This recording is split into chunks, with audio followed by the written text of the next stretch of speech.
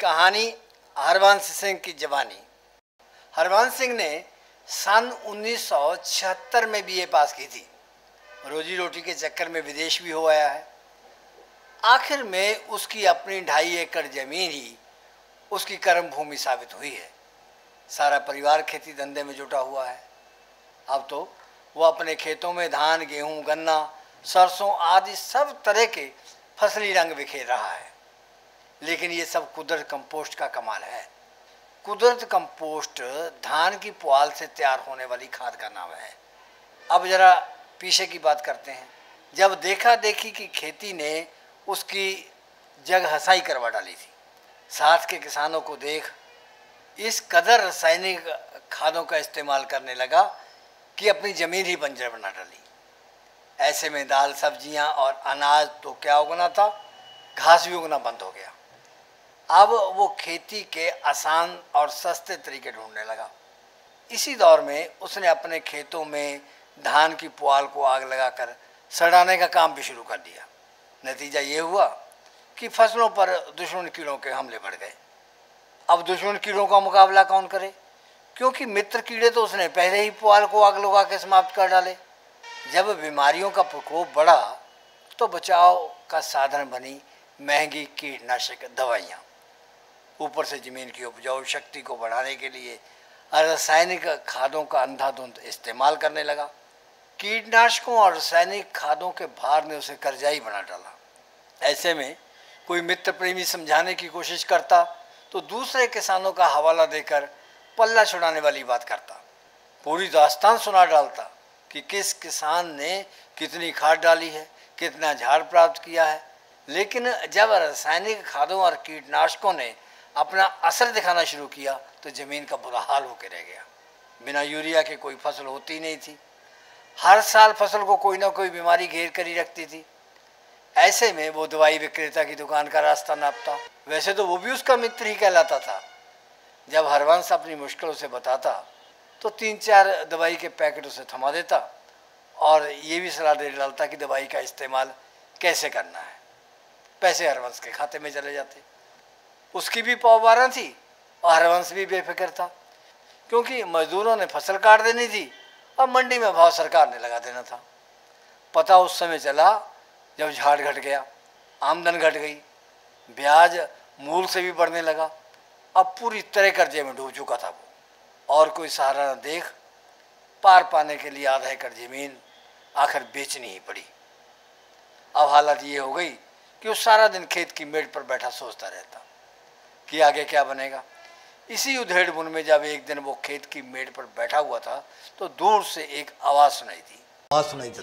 एग्रीवेंचर private limited दे 2 नजराने कुदरत खाद अते अलका फिन।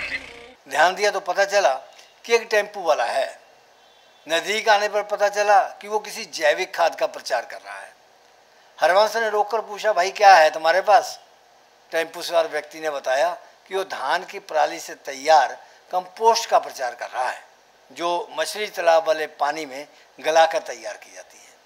जब उस व्यक्ति ने कंपोस्ट के तमाम गुण गिनाने शुरू किए तो हरवंश को लगा कि यह खाद उसकी ज़मीन की बीमारी का हल हो सकती है। हरवंश ने एक थैले का भाव पूछा तो उसने बताया 480 रुपये।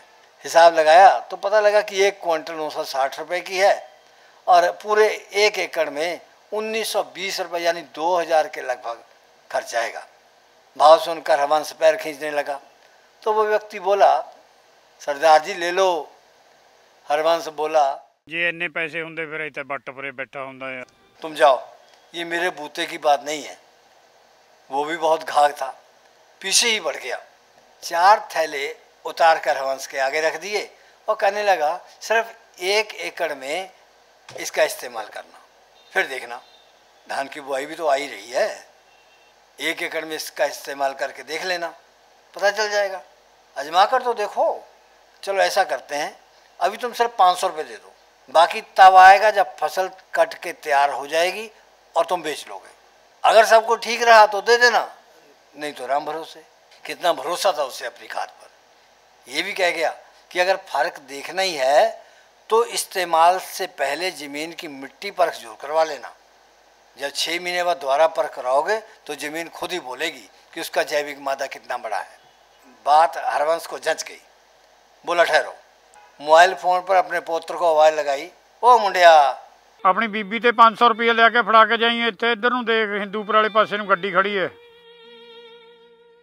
जाते जाते टेम्पू वाला एक बात और बोल गया कि इस बार धान की पुआल को आग मत लगाना, संभाल कर रख लोगे तो 100 रुपये क्विंटल के भाव से बिकेगी।